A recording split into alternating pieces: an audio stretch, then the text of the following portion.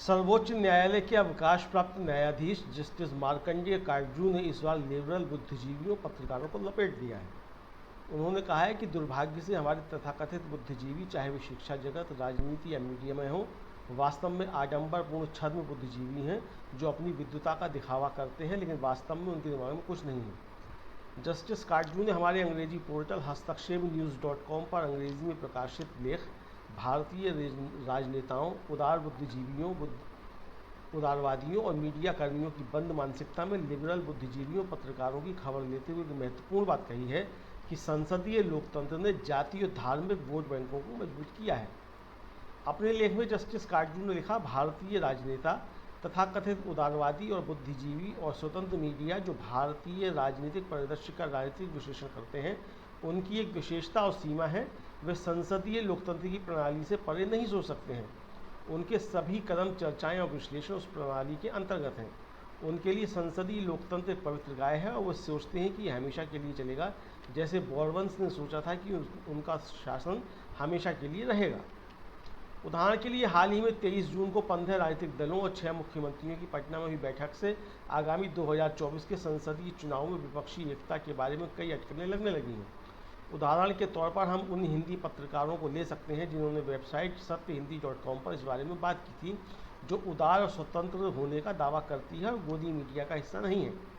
उन्होंने लिखा कि मैंने इस शो में बोलने वाले सभी लोगों जैसे श्रवण गर्ग, सतीश केसिंग, शमी अहमद, पूर्णिमा त्रिपाठी और राजेश बादल, एंकर मुकेश कुमार के अलावा को ध्यान से सुना है। उन सभी ने यह मान लिया कि भारत में राजनीति सदैव संसदीय लोकतंत्र के दायरे में ही रहेगी, क्योंकि इसका कोई विकल्प नहीं था। उन्होंने मोदी और भाजपा, राहुल गांधी, अरविंद केजरीवाल की संभावनाओं के बारे में बात की वगैरह। श्रवण गर्ग ने आगे लिखा कि श्रवण गर्ग ने कहा, बीजेपी बौखला गई है, पागल हो गई है। उन्होंने कहा कि 2024 के चुनाव के बाद कई वर्षों तक बीजेपी खत्म हो जाएगी, क्योंकि इसमें एक व्यक्ति का शासन है। उन्होंने आम आदमी पार्टी, रविशंकर प्रसाद और सुशील मोदी की आलोचना की। सतीश कुमार सिंह ने राहुल गांधी की तारीफ की और कहा कि जिस तरह से कुछ बीजेपी नेताओं ने पटना में की बैठक की आलोचना की, उससे पता चलता है कि बीजेपी में कोई परिपक्व नेता नहीं है। उन्होंने पूछा कि मोदी के बाद कौन, और कहा कि भाजपा शासित राज्यों में केवल यूपी और असम में ही मुख्यमंत्री का कोई स्वतंत्रता है। शमी अहमद ने कहा कि भारत जोड़ो यात्रा के बाद राहुल गांधी का कद ऊंचा हो गया है। पूर्णिमा त्रिपाठी ने कहा कि बीजेपी के लिए डरावना सपना तैयार किया गया है और अगर 2024 के संसदीय चुनाव में आमने सामने का मुकाबला, यानी बीजेपी उम्मीदवार के खिलाफ एक ही भी उम्मीदवार हुआ, तो बीजेपी का लगभग सफाया हो जाएगा। राजेश बादल ने कहा कि बीजेपी विपक्षी पार्टियों को वंशवादी कहती है, जबकि वो खुद वंशवादी है। जस्टिस काटजू आगे लिखते हैं कि इनमें से किसी भी वक्ता ने इस बात पर भी विचार नहीं किया कि जो भी राजनेता या राजनीतिक दल सत्ता में आता है, क्या भारतीय लोगों के जीवन में कोई महत्वपूर्ण बदलाव लाएगा। क्या वह व्यापक और भीषण गरीबी, बेरोजगारी, बाल कुपोषण, स्वास्थ्य देखभाल अभाव आदि में रत्ती भर भी सुधार लाएगा।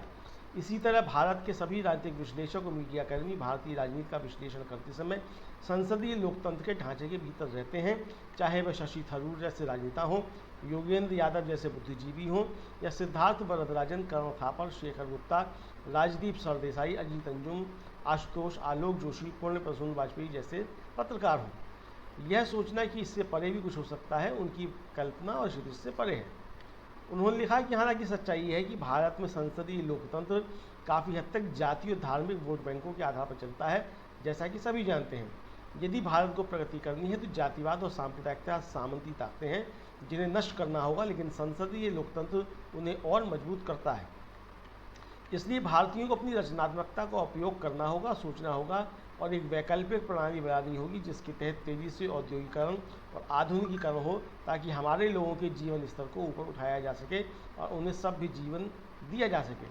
वह वैकल्पिक व्यवस्था क्या होगी, कैसे और कब बनेगी, उस व्यवस्था के अंतर्गत आधुनिक विचारधारा वाले सच्चे देशभक्त नेता कौन होंगे, यह तो समय ही बता सकता है। लेकिन संसदीय लोकतंत्र का एक विकल्प अवश्य तैयार किया जाना चाहिए, अन्यथा भारत भारी गरीबी, बेरोजगारी, कुपोषण, स्वास्थ्य देखभाल और अच्छी शिक्षा की कमी आदि का शिकार बना रहेगा। लेख के अंत में जस्टिस काटजू ने टिप्पणी की कि दुर्भाग्य से हमारे तथाकथित बुद्धिजीवी, चाहे वे शिक्षा जगत, राजनीति या मीडिया में हों, वास्तव में आडंबरपूर्ण छद्म बुद्धिजीवी हैं जो अपनी विद्वता का दिखावा करते हैं, लेकिन वास्तव में उनके दिमाग में कुछ भी नहीं है। उनके लिए भारत में राजनीति संसदीय लोकतंत्र तक ही सीमित है। आशा है आपको ये खबर पसंद आई होगी। इस वीडियो को शेयर भी करें, लाइक भी करें और हमारा चैनल सब्सक्राइब अवश्य करें। धन्यवाद।